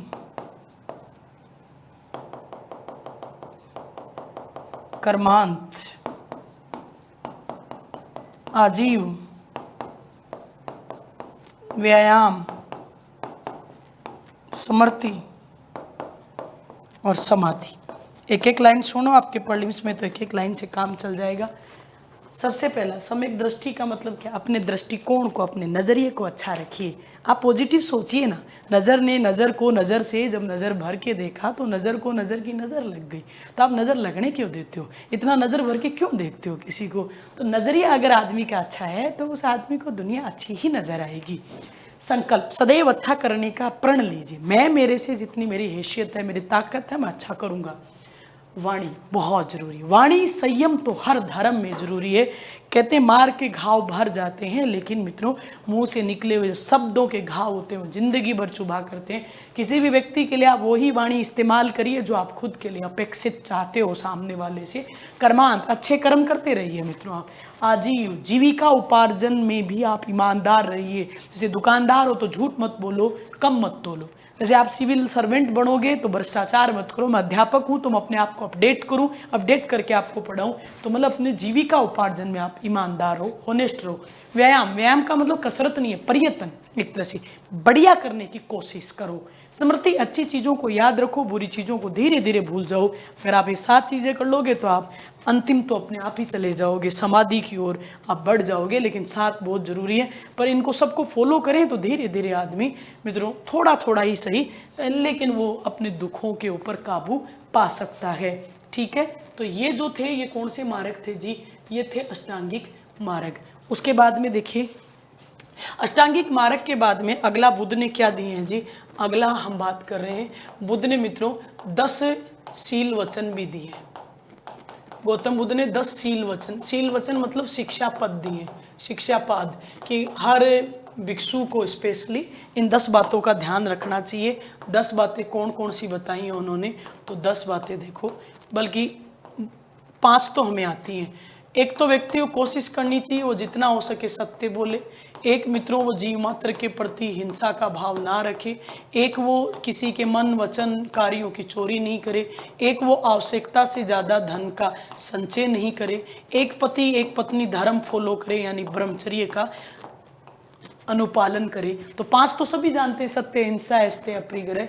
खास बात याद रखना, ये 5 का आधार कहाँ से है? ये बुद्ध के मूल नहीं है मित्रों। ये इनको आप क्या बोलते हो? इनको आप पंचशील सिद्धांत बोलते हो। समझौता नहीं, वो भारत चीन समझौता है। इनको हम पंचशील सिद्धांत बोलते हैं। और इनका आधार क्या है जी? ये लिए गए हैं कौन से उपनिषद से? तो वेरी वेरी इंपॉर्टेंट, अच्छे से याद रखो। इनका आधार है छांदोग्य उपनिषद। ठीक है, देन उसके बाद में इन 5 के अलावा और गौतम बुद्ध ने कौन से 5 शील बताए? तो मित्रों कोमल सैया का त्याग। कोमल सैया, गद्दीदार वस्त्रों पे मत सो। बोलो मैडम जब से तैयारी करने लगे RAS की हॉस्टलों में रहते हैं, बिल्कुल गद्दीदार वस्त्र नहीं, नीचे सोते हैं, है ना। कोमल सैया का त्याग स्वास्थ्य के लिए भी ठीक है रे, स्वास्थ्य के लिए भी ठीक है, कमर वमर ठीक रहती है, दर्द नहीं होती। कोमल सैया का त्याग। और देखो कंचन का त्याग। कंचन, सोने वोने में आकर्षण बहुत होता है। सोना, ओ मेरी सोना, त्याग दीजिए। सोना कोई काम की नहीं है, ना सोना बाबू काम की है और ना ही मित्रों सोना काम का है। ठीक है, आदमी के मन में विचलन लाता है सोना वोना, तो सोने वोने का क्या कर दीजिए जी? त्याग। गोल्ड वोल्ड मत रखिए ज़्यादा, उसे आकर्षण आता है मन में। तो कंचन का त्याग। और देखो सुगंधित पदार्थों, सुगंधित पदार्थों का त्याग। सुगंधित पदार्थों का त्याग। और इसमें एक चीज और भी है, सीधे भाषा में हम क्या लिख सकते हैं जी? श्रृंगार निषेध। श्रृंगार ज़्यादा नहीं करना चाहिए। इसके श्रृंगार से मन में सांसारिकता का भाव आता है, मोह माया का भाव आता है, वैराग्य के भाव थोड़े कम हो जाते हैं। इसलिए साधारण तरह रहिए मित्रों, सिंपल रहिए, है ना, कि सादा जीवन उच्च विचार की तरह रहिए मित्रों, क्योंकि सबको पता है natural beauty is the best beauty of the world. ठीक है, और नेचुरल ब्यूटी कारण ही मोनालिसा दुनिया के सबसे खूबसूरत तस्वीरों में से एक है। ओके, तो देखो सुगंधित पदार्थों का त्याग, श्रृंगार निषेध। और देखिए असमय भोजन का निषेध। असमय भोजन का निषेध। असमय भोजन, असमय भोजन तो करना भी नहीं चाहिए। करने का नतीजा ये होता है जो आपके सामने खड़ा है, तो असमय भोजन नहीं करना चाहिए। और मित्रों बुद्ध क्या कहते हैं जी? नृत्य एवं संगीत का निषेध, समा का निषेध, संगीत का निषेध। ये चीज़ उनकी मित्रों इस्लाम के काफ़ी करीब दिखाई देती है। इस्लाम में भी समा का क्या किया गया है? निषेध। ये गौतम बुद्ध के 10 क्या है जी? शील के वचन है। 5 तो हिंदू धर्म में भी है, 5 थोड़े एक्स्ट्रा दिखाई देते हैं। उसके बाद में अगले बिंदु की ओर हम आगे चले जाएं तो अगला सिद्धांत देखते हैं। बुद्ध का सबसे महत्वपूर्ण सिद्धांतों में से एक सिद्धांत है। और कौन से नंबर का सिद्धांत आ रहा है जी? 42-43 नंबर के सिद्धांत आ रहा है, जिसका नाम है साथियों प्रतीत्य समुत्पाद सिद्धांत।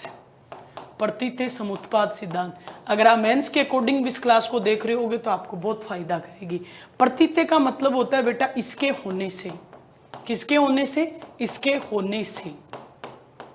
और समुत्पाद का मतलब होता है इसका उत्पन्न होना, इसका उत्पन्न होना। बोले मैडम क्या आप भी आज तो बावड़ों जैसी बातें करो, इसके होने से इसका उत्पन्न होना, ये क्या होता है? इसके होने से मतलब कारण के होने से, इसका यानी कार्य का उत्पन्न होना। इसलिए सिद्धांत का दूसरा नाम क्या पड़ गया? कार्य कारण नहीं, कारण कार्य सिद्धांत। प्रतीत्य समुत्पाद का ही दूसरा नाम क्या है? कारण कार्य सिद्धांत। क्योंकि सिद्धांत कहता है इस दुनिया में कुछ भी बेवजह नहीं है। आप ये क्लास देख रहे हो, बेवजह देख रहे हो क्या? किसी को पढ़ने में इंटरेस्ट है, किसी को मुझ में इंटरेस्ट है, किसी को टाइम पास करने में इंटरेस्ट है, कुछ तो कारण होगा।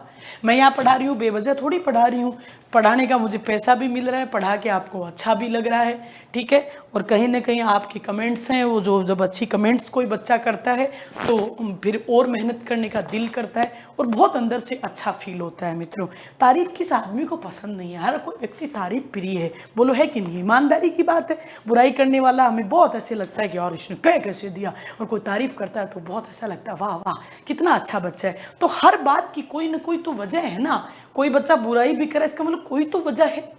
इसका मतलब मान लीजिए कोई मेरी बुराई कर रहा है, कोई नेगेटिव लिख रहा है, तो कोई तो वजह है ना। या तो उसको पढ़ाया हुआ समझ में नहीं आया, या उसको मैं ही नहीं समझ में आई, या उसको वो खुद ही नहीं समझ में आया, कोई तो वजह है। या हो सकता है कि उसने मुझे वो जाना है जो दुनिया से उसने पता किया है। मैं अक्सर बच्चों को क्या कहती हूँ कि कोई मेरी तारीफ कर रहा है, कोई मेरी बुराई कर रहा है, उसकी दो ही वजह हैं। कोई अगर मेरी बुराई करता है उसकी दो ही वजह हैं, या तो वो मुझे बिल्कुल नहीं जानता, लोगों से सुना है उसने मेरे लिए, या वो मुझे सच में बहुत ज़्यादा जानता है। क्योंकि व्यक्ति दो ही बुराई कर सकते हैं और दो ही जने तारीफ कर सकते हैं। मेरी तारीफ भी दो ही प्रकार के लोग करेंगे, या तो किसी से मेरे लिए बहुत अच्छा सुना हो, या वो मुझे बहुत बेहतर जानता हो। क्योंकि बीच वाला तो कभी ना बुराई करता ना ही मित्रों तारीफ करता। तो प्रतीत्य समुत्पाद, बुद्ध कहते हैं कारण के होने से कार्य उत्पन्न होता है। हर चीज के पीछे कोई ना कोई कारण होता है। और बुद्ध ने कितने कारण बताए हैं? बुद्ध ने 12 कारण बताए हैं। बुद्ध ने 12 कारण बताए। इसलिए इस सिद्धांत का तीसरा नाम क्या मिलता है जी? द्वादश, 2+10, द्वादश निदान सिद्धांत। द्वादश निदान सिद्धांत। बताइए, प्रतीत्य समुत्पाद सिद्धांत के मैंने आपको 3 नाम बता दिए कि नहीं? चाहे मैं प्रतीत्य समुत्पाद सिद्धांत बोलूं, चाहे मैं द्वादश निदान सिद्धांत बोलूं। बोलो मैडम वो 12 कारण तो एटलीस्ट बता ही दीजिए। 12 कारण क्या क्या है बेटा? अविद्या, संस्कार, अविद्या नहीं अविद्या, अविद्या, संस्कार, विज्ञान, नाम रूप, षडायतन, स्पर्श, वेदना, तर्षणा, उपादान, भाव, जाति, जरा मरण। आप जोड़ोगे, पक्का घर जाके जोड़ लेना, चाहे अभी जोड़ लो मित्रों। ये कितने हो जाएंगे? तो आप अभी भी चाहे जोड़ सकते हो, ये 12 हो जाएंगे। ये 12 कारणों से ये पूरी सृष्टि चल रही है। देखो मैं इनको बोल के सुनाती हूँ। हम सब लोग अज्ञानी हैं, अविद्या मतलब अज्ञानी हैं, ठीक है। इसलिए इस जन्म हमारी कुछ इच्छाएं अधूरी रह जाएंगी। अधूरी रह जाएंगी तो हम जन्म लेंगे, संस्कार यानी हमारा जन्म होगा। जन्म होगा तो जन्म का मतलब जन्म क्यों हुआ? क्योंकि हमारे भीतर चेतना है यानी विज्ञान है, ठीक है। चेतना क्यों है? क्योंकि हमारे पास एक शरीर है। शरीर क्यों है? क्योंकि हमारे पास 6 इंद्रियां हैं। 6 इंद्रियां क्यों है? क्योंकि इंद्रियां विषयों के साथ संपर्क कर रही है। क्यों कर रही है विषयों के साथ संपर्क? क्योंकि हमें फीलिंग्स है, हमारी अनुभूति हमारे भीतर। अनुभूति क्यों है? तो मित्रों हमारे भीतर सांसारिकता की इच्छा है। हमारे भीतर सांसारिकता की इच्छा क्यों है? क्योंकि हम लिप्त रहना चाहते हैं। लिप्त क्यों रहना चाहते हो आप? ठीक है, क्योंकि हमें जन्म लेने का भाव है। जन्म लेने का भाव है, इसका मतलब हमारा जन्म होगा, जन्म होगा तो मृत्यु सुनिश्चित है। मैंने इनको सीधा बोल दिया, सीधे चलते नहीं है, उल्टे चलते हैं। जरा मरण का मतलब मृत्यु। मृत्यु क्यों होगी? क्योंकि जाति आपका जन्म हुआ था। जन्म क्यों हुआ था? क्योंकि जन्म लेने की इच्छा थी। जन्म लेने की इच्छा क्यों थी? क्योंकि मित्रों लिप्त रहने का भाव था आपका सांसारिकता में, मोह माया में। लिप्त रहने का भाव क्यों था आपके भीतर? क्योंकि मित्रों हमें यहाँ पे सांसारिकता महसूस हो रही थी वेदना के रूप में। महसूस क्यों हो रही थी? क्योंकि इंद्रियां विषयों के साथ संपर्क कर रही थी। इंद्रियां संपर्क इसलिए कर रही थी क्योंकि हमारे भीतर इंद्रियां थी। इंद्रियां इसलिए थी कि शरीर था। शरीर इसलिए कि चेतना है। चेतना तब तक ये शरीर है, जिस दिन चेतना खत्म शरीर खत्म। मित्रों चेतना इसलिए है मित्रों, शरीर हमारे पास क्यों है? क्योंकि पिछले जन्म में कुछ कार्य अधूरे रह गए, कुछ अधूरी इच्छाएं थी, उनको पूरा करने के लिए शरीर मिला। पिछले जन्म में आपकी इच्छाएं अधूरी क्यों रह गई? क्योंकि पिछले जन्म आप अज्ञानी थे। यही मित्रों सृष्टि का नियम है। जो कौन कह रहा है जी? तो ये नियम बताया किसने जी? तो ये हो गया गौतम बुद्ध का। लास्ट बात और देख लीजिए, लास्ट बताते हैं आपको, एक लास्ट पीपीटी इस क्लास की, और वो है मित्रों बौद्ध संगीतियाँ, बौद्ध धर्म संगीतियाँ, बौद्ध धर्म संगीतियाँ। संगीतियाँ मतलब सम्मेलन। और कितने हुए हैं जी? 4 सम्मेलन हुए हैं। चलो 4 सम्मेलन देखते हैं। कर्म संख्या 4 सम्मेलन हुए हैं, ठीक है। अब मुद्दा आया मित्रों समय। सम्मेलन कब कब हुए? पहला बौद्ध सम्मेलन हुआ 483 ईसा पूर्व में, दूसरी बौद्ध संगीति हुई 383 ईसा पूर्व में, तीसरी हुई 251 250 ईसा पूर्व में, और चौथी बौद्ध संगीति हुई 78 ईस्वी में। ठीक है, अच्छा जी। मैम स्थान क्या था? पहली बौद्ध संगीति हुई बेटा राजगृह की सप्तपर्णी गुफा में, दूसरी हुई थी वैशाली के चुलवग में, तीसरी हुई थी पाटलिपुत्र के अशोका राम विहार में, और चौथी संगीति हुई थी कश्मीर के कुंडलवन में बौद्ध धर्म के प्रचार के लिए। जी मैम ये बताइए उस समय वंश कौन सा था? पहली संगीति के समय हर्यक वंश था, दूसरी संगीति के समय शिशुनाग वंश था, तीसरी संगीति के समय मित्रों मौर्य वंश था, और चौथी संगीति हुई तब कौन सा वंश था जी? कुषाण वंश का शासन चल रहा था। मैम शासक कौन थे? पहली बौद्ध संगीति के समय राजा थे मित्रों अजातशत्रु। जब दूसरी बौद्ध संगीति हुई थी तब राजा थे साथियों काकवर्ण या कालाशोक। तीसरी बौद्ध संगीति के समय राजा थे चक्रवर्ती सम्राट अशोक, और चौथी बौद्ध संगीति के समय राजा थे मित्रों कनिष्क। मैम इन संगीतियों का अध्यक्ष कौन था? इन संगीतियों की अध्यक्षता किसने करी थी? पहली बौद्ध संगीति की अध्यक्षता करी थी बेटा महाकश्यप ने, दूसरी संगीति की अध्यक्षता करी थी सर्वकामी ने, तीसरी संगीति की अध्यक्षता करी थी मोगलीपुत्र तिश ने, मोगलीपुत्र तिश, और चौथी बौद्ध संगीति की अध्यक्षता करी थी वसुमित्र ने। हालांकि चौथी बौद्ध संगीति में एक उपाध्यक्ष भी चुने गए थे जिनका नाम क्या था जी? अश्वय घोष। चौथी बौद्ध संगीति में उपाध्यक्ष भी थे जिनका नाम था अश्वय घोष। अब हमें पता चला, अब हमें देखना है कि इसमें खास क्या था, विशेष क्या था। प्यारे साथियों पहली संगति में सूत्र एवं सीधा लिख दो 2 पिटक लिखे गए। पहली संगीति में क्या हुआ जी? 2 पिटक लिखे गए, 2 पिटक लिखे गए। पहली संगीति में क्या हुआ? 2 पिटक लिखे गए। 3 पिटक हैं, 2 इसमें लिख लिए गए थे। कौन सा? सूत्र। सूत्र अच्छे से याद रखो किसने लिखा? बुद्ध के प्रिय शिष्य आनंद ने। और दूसरा पिटक था विनय, वो लिखा है बुद्ध के दूसरे प्रिय शिष्य जिनका नाम है उपाली। ठीक है, अच्छा मैम दूसरी बौद्ध संगीति खास बात क्या थी जी? धर्म विचारधारा भेद। विचारधारा के आधार पर धर्म 2 भागों में बट गया था। एक भाग था स्थविर और एक भाग था बेटा महासंगिक। स्थविर वो थे जो थेरवादी थे। स्थविर मतलब थेरवादी, अपरिवर्तनशील, रूढ़िवादी, नो चेंजर्स। और महासंगिक वो हैं जो परिवर्तन कर लेते हैं, थोड़े से उदार टाइप के हैं। ठीक है, तो विचारधारा का अंतर आ गया। तीसरी में क्या हुआ जी? तीसरा बोले तो अभिधम पिटक। तीसरा अभिधम पिटक लिखा गया तीसरी संगीति में। तीसरा अभिधम पिटक ये लिखा गया किसके द्वारा? समिति द्वारा। एक आदमी की तो हिम्मत हो नहीं सकती क्योंकि दार्शनिक है ये। हाँ, लेकिन ये समिति जो थी इसके जो अध्यक्ष थे वो कौन थे जी? तिश थे। समिति के अध्यक्ष कौन थे जी? तिश थे। और चौथी संगीति में क्या हुआ जी? धर्म 2 संप्रदायों में विभक्त, 2 संप्रदायों में बटा। बौद्ध धर्म 2 संप्रदायों में बट गया। एक को आप बोलते हो क्या जी? हीनयान, छोटी गाड़ी, और एक को हम क्या बोलते हैं? महायान, बड़ी गाड़ी, बड़ा यान। ये है मित्रों 4 बौद्ध संगीतियाँ। लगातार इनमें से सवाल आपको होंगे। संगीति कब हुई, कहाँ हुई, राजा कौन था, उस संगीति का अध्यक्ष कौन था, इनको ध्यान से आप याद रखिए। और जब भी इनसे जुड़ा हुआ कोई क्वेश्चन आए, उम्मीद करते हैं आप गलत नहीं करोगे। हालांकि संगीतियाँ पढ़ाने में आधी घंटा लग जाता है, लेकिन मैंने आपको 2 ही मिनट में पूरी संगीतियों में खास बातें सब बता दी। समय, स्थान, वंश, शासक, अध्यक्ष, खास क्या रहा, यही था मित्रों आपका बौद्ध धर्म। और फिर बहुत सारी और भी चीज़ें हैं, जैसे कि बौद्ध धर्म की बड़ी विशेषताएं क्या हैं। तो एक बार लास्ट एक बिंदु और सुन लेते हैं हम। ये कौन सा पॉइंट था? बेसिकली हमारा ये पॉइंट था हमारा 43 और ये 44वां पॉइंट था। एक बात और देख लेते हैं, बौद्ध धर्म की विशेषताएं।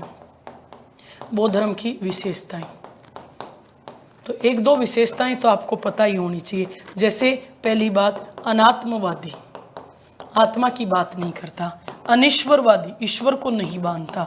बुद्ध का कहना भी ठीक है, कहीं ना कहीं उनके बड़ा ही एक चैलेंज उठाया उन्होंने कि मैं इस सृष्टि का निर्माता ईश्वर को इसलिए नहीं मानता है कि सृष्टि में चारों तरफ दुख ही दुख हैं, और अगर मैं इस सृष्टि का निर्माता ईश्वर को मानूं तो मुझे दुखों का कारण भी ईश्वर को मानना पड़ेगा, इसलिए मैं ईश्वर को नहीं मानता। बड़ा प्रश्न चिन्ह उठा दिया दुनिया के सामने। मित्रों, एक हमें पता चला कि बौद्ध धर्म एक क्या है जी, नास्तिक दर्शन है। बौद्ध धर्म में किसकी बात करी गई है? क्षणिकवादी धर्म है मित्रों, क्षणिकवाद की बात करता है, सब कुछ अक्षण भंगूर है, परिवर्तनशील है। बौद्ध धर्म में मित्रों क्षणिकवाद की ही बात नहीं करी गई, अनित्यवादी भी है ये। बौद्ध धर्म कहता है समस्त जड़ और भौतिक पदार्थ अनित्यवादी हैं। बौद्ध धर्म में किसके ऊपर बात करा गया है जी? कर्मफल पर बल दिया गया है, कर्म की बात तो गौतम बुद्ध करते हैं। बौद्ध धर्म में मध्यम मार्ग पे बल दिया गया है, मध्य मार्ग पर भी क्या दिया गया है जी? बल दिया गया है।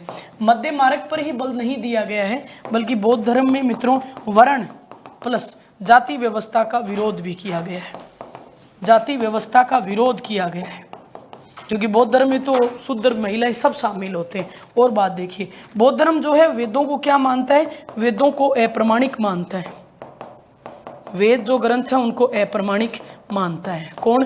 बौद्ध धर्म। और देखो, बौद्ध धर्म में बात करी गई है किसकी जी? पुनर्जन्म पर बल।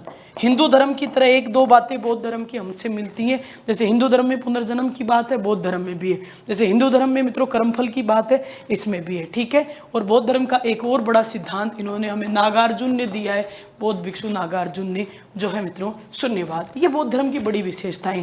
अगर देन देखी जाए बौद्ध धर्म की, तो आप सब जानते हो बौद्ध धर्म की बड़ी देन क्या दिखाई देती है। तो बौद्ध धर्म की अगर कोई आपसे देन पूछ ले भारत में, तो देन बता दीजिए। एक तो आपको ही पता है जी, अभी भी आ गया मध्यम मार्ग। एक आपको पता है मध्यम मार्ग के अलावा इन्होंने कौन सा सिद्धांत दिया है? शून्यवाद का सिद्धांत दिया है। एक आपको पता है इन्होंने गांधार और मथुरा मूर्ति कला शैलियाँ दी हैं, बोलो दी हैं कि नहीं? गांधार एवं मथुरा मूर्ति कला शैलियाँ इन्होंने दी हैं। एक इन्होंने दी है हमें एक से बढ़ के एक मित्रों स्तूप स्थापत्य। स्तूप स्थापत्य में ज़्यादा भी नहीं तो सांची का स्तूप है मित्रों, सारनाथ का स्तूप है, बरहूत का स्तूप है, अमरावती का स्तूप है, ये इनकी बहुत बड़ी देन है। तक्षशिला का स्तूप है। इसके अलावा हम और बात करें तो मित्रों इनके चित्र दिखाई देते हैं हमें कौन सी गुफाओं से? अजंता की गुफाएं, एलोरा की गुफाएं, बाघ की गुफाएं, राजस्थान की कोलवी की गुफाएं, बोलो हैं कि नहीं? तो कोलवी गुफाएं जो हैं इनमें बौद्ध धर्म से एक से बढ़ के एक हमें क्या मिलते हैं जी? चित्र मिलते हैं। बोलो ये भी बौद्ध धर्म की देन है कि नहीं? और बात करी जाए तो बौद्ध धर्म ने पाली भाषा का क्या किया है जी? विकास किया है, बोलो किया है कि नहीं? तो कुल मिला के अगर और बहुत सारा साहित्य है, महावस्तु, ललित विस्तार, बुद्ध चरित, गौतम बुद्ध को the light of Asia, Asia का प्रकाश पुंज भी कहते हैं। वसुमित्र जो हैं उन्होंने मित्रों विभाषा शास्त्र ग्रंथ लिखा है। बुद्धदेव ने विशुद्धि मग ग्रंथ लिखा है। अश्वघोष ने बुद्ध चरित, सौंदरानंद एवं सारी पुत्र प्रकरण जैसे बड़े ग्रंथों की रचनाएं करी हैं। कुल मिला के मैंने ये कोशिश करी कि जो भी 1-1.5 घंटे की मेरी क्लास हो उसमें मैं कम से कम, ये इतना बड़ा टॉपिक है मित्रों जिसको 8-10 घंटे पढ़ा जाता है, पर मेरी जितनी बाध्यताएँ थी समय की उसके अकॉर्डिंग मैंने ये कोशिश करी कि मैं गागर में सागर भर दूँ। बाकी आपके कमेंटों से पता चलेगा कि स्पीड तेज़ रखनी है। देखो इससे तेज़ तो संभव नहीं है, तो मैंने पूरी जान लगाई है मेरी तेजी के मामले में, तो कम कितनी भी की जा सकती है। तो आपकी जो कमेंट्स बॉक्स में कमेंटें रहेंगी उनका इंतजार रहेगा। आज आपकी कमेंट नहीं पढ़ पा रही हूँ उसके लिए माफ़ी चाहूँगी। देखिए ये हमने सब पढ़ा, आपको मैंने सब एक एक चीज़ बताई। बुद्ध के जन्म से हमने शुरू किया और मित्रों ये पूरा उनके जन्म के बारे में हमने देखा, उनके अच्छे कार्यों के बारे में, ज्ञान प्राप्ति वगैरह, उनका पहला उपदेश हमने देखा। बुद्ध के बारे में जो खास बातें थी वो सब पढ़ने के बाद में हमने बुद्ध के अनुयायी वगैरह पढ़े, उनका महापरिनिर्वाण पढ़ा, जातक कथाओं को देखा, बुद्ध के जीवन की जुड़ी हुई बड़ी घटनाओं के प्रतीक देखे, बुद्ध से जुड़े हुए बड़े सिद्धांत त्रिरत्न देखा, त्रिपिटक देखा हमने, चतवारी आर्य सत्यानी देखा, अष्टांगिक मार्ग की भी हमने क्या करी जी? अष्टांगिक मार्ग की भी हमने परिचर्चा करी। देन हमने अष्टांगिक मार्ग के अलावा 10 शील वचन भी आपको बताए। इसके अलावा मैंने प्रतीत समुत्पाद सिद्धांत के बारे में आपको बताया। मैंने बौद्ध धर्म की संगीतियाँ बताई, मैंने बौद्ध धर्म की विशेषताएं बताई, मैंने बौद्ध धर्म की आपको देन बताई। अब देखिए 3x खुशियाँ उत्कर्ष ऐप में RS एग्जाम के सभी ऑनलाइन कोर्सेज पे मित्रों चल रही है। जैसा कि सबको ही पता है कि स्वतंत्रता दिवस के उपलक्ष्य में फ्लैट 78% का आपको डिस्काउंट मिल रहा है। निर्मल सर का 13 अगस्त को जन्मदिन था। इस अवसर पर आप निर्मल गहलोत NG13 कूपन कोड का इस्तेमाल करके 13% अतिरिक्त डिस्काउंट पा सकते हो। साथ ही मित्रों रक्षाबंधन के शुभ अवसर पर अप टू 100% रिवार्ड्स पॉइंट भी आपको मिल रहे हैं। आखिरी 3 दिन शेष बचे, 21 अगस्त तक ही आपका ये ऑफर वैलिड है साथियों। इसके अलावा देखिए इसके अलावा एक खास बात ऑनलाइन कोर्सेज पर अब प्राइम फीचर्स के साथ एक नया फीचर्स उत्कर्ष में अभी ऐड किया गया है। आज ही उत्कर्ष ऐप आप अपडेट कर लीजिए अपना। उत्कर्ष ऐप नहीं है वो डाउनलोड कर लीजिए, है वो अपडेट कर लीजिए। एक तो रिविजन प्राइम कोर्स में एक तो आपके रिविजन कोर्सेज ओपन हो गए हैं, एक मॉडल टेस्ट सीरीज, एक अनलिमिटेड आस्क डाउट का फीचर्स आया है, एक अनलिमिटेड आप कोर्स खुद क्रिएट कर सकते हो मित्रों, क्रिएट टेस्ट सॉरी, और एक प्राइम बुक्स आपको मिलेगी, मनी मोर। इसके अलावा बहुत सारी चीज़ें हैं। सबसे बड़ी बात देखिए, पहले आपके पास मित्रों स्टैंडर्ड वाला कोर्स था, अब इसमें एक प्राइम फीचर ऐड हुआ है। अंतर क्या है जी, क्यों आपको अपडेट के लिए बोल रहे हैं कि देखिए स्टैंडर्ड वाले में क्या था जी, आपके पास 1500 प्लस होर्स लाइव और रिकॉर्डेड क्लास थी, फर्स्ट 3 डेज क्लासेज फ्री थी, क्लास पीडीएफ थी, monthly current affair magazine PDF थी, डेली 5+ आवर्स की क्लासेस थी, सब्जेक्ट वाइज ई नोट्स थे, वीकली टेस्ट प्री के दे सकते थे, PYQ फॉर प्री और मेंस, इतना था। अब इसमें और क्या ऐड हो गया, पहले आस्क डाउट 3 दिन था, अब देखो अनलिमिटेड आस्क डाउट, आप जब तक चाहो तब पूछ सकते हो। पहले देखिए क्रिएट टेस्ट ओनली 3, ठीक है, एक डे में। अब देखो, अब आपको दिख रहा होगा क्रिएट टेस्ट, इसमें क्या हो गए अनलिमिटेड। ये पहले फीचर्स नहीं थे, जैसे प्रिंटेड नोट्स होम डिलीवरी नहीं थी, अब वो होम डिलीवरी दी जाएगी। 10 टेस्ट फॉर मेंस पहले नहीं थे, आप देखिए 10 टेस्ट इसमें मेंस के डाल दिए गए हैं इस प्राइम वाले में। देन पहले 100+ आवर्स रिवीजन बैच नहीं था, अब आपको 100+ आवर्स का रिवीजन बैच मिल गया है, मिल जाएगा। उसमें हम टीचर्स ने रिकॉर्ड कर भी दिया है। और मित्रों प्रीलिम्स टेस्ट सीरीज पहले नहीं थी, अब प्रीलिम्स टेस्ट सीरीज भी आपको इस प्राइम फीचर्स में साथ में डाल दी गई है। तो इस प्रकार से आप अपने उत्कर्ष ऐप को अपडेट कर लीजिए, और जिनके पास नहीं है वो प्लीज़ उसको अच्छे से डाउनलोड कर लीजिए, और जो अब डाउनलोड करेंगे उनके तो अपने आप ही अपडेट ही हो जाएगा वो, ठीक है। तो उम्मीद करती हूँ आपकी क्लास सारगर्भित रही होगी, आपको आनंद आया होगा, और आपकी परीक्षा में इसका बहुत सारा फायदा भी होगा। तो मिलते हैं एक छोटे से ब्रेक के साथ। सभी को रक्षाबंधन की अग्रिम बहुत बहुत सारी शुभकामनाएं। जय हिंद, जय भारत, नमस्कार।